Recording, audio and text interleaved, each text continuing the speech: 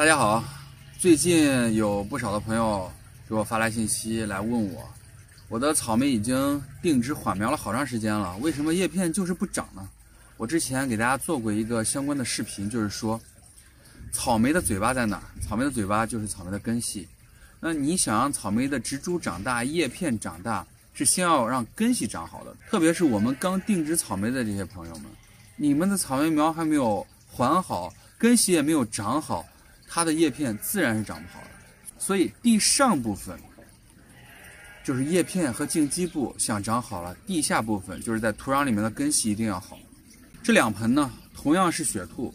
这个是我以后要做的盆栽产品草莓，这个是我9月份来跟大家做实验的那棵雪兔，应该还记得。那这两棵它们几乎是同时种下的，而这两棵的叶片大小基本上差不多，但是我能感觉到这棵草莓的根系要比这棵草莓的根系好，因为我这一棵给它后期的水肥充足了，而这一棵不光是水肥，光照都不是很合理。所以我们来对比一下，看里面它两棵草莓的根系。这个你们能看到，这咱们没有提前做过假，这个就是在盆子里面根系已经扎出来了，所以这个是我现在才脱盆的，因为之前没有把它拿出来过，现在捏一捏盆它才能出来。看这样的根系了吗？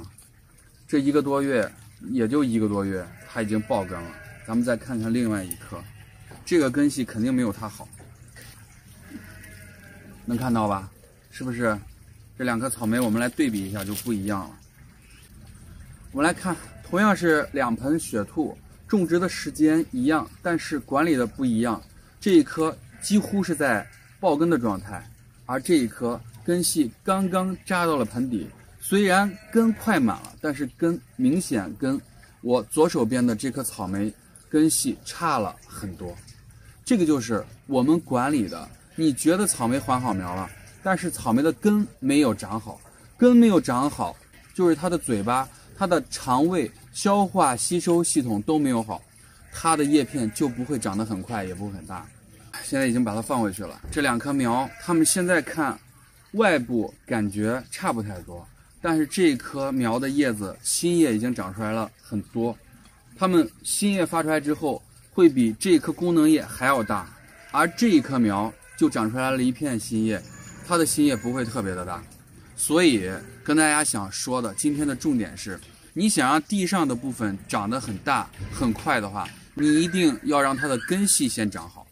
怎么让根系长好呢？除了给它底肥以外，还要在平时追施一些我曾经讲过的，比如说平衡肥、鱼蛋白、海藻精这些发根长根的这些营养元素。那这样的1加仑的草莓，我再培育个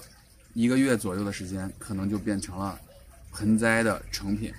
那今天跟大家做的对比就是同样大小的草莓，然后在不同管理的方式，它们的根系长得不一样，它们后期发的力就不一样。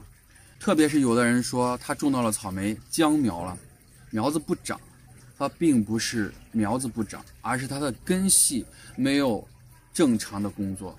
它的根系长大发粗，越来越多的毛细根，就代表它能吸收营养的能力会越来越强。只有根好了，叶片才能好。我们通常所说的一句话叫做根深叶茂。好了，如果你喜欢草莓，如果你喜欢种草莓，请关注跟草莓死磕到底的手艺人飞宇。今天的视频就到这里。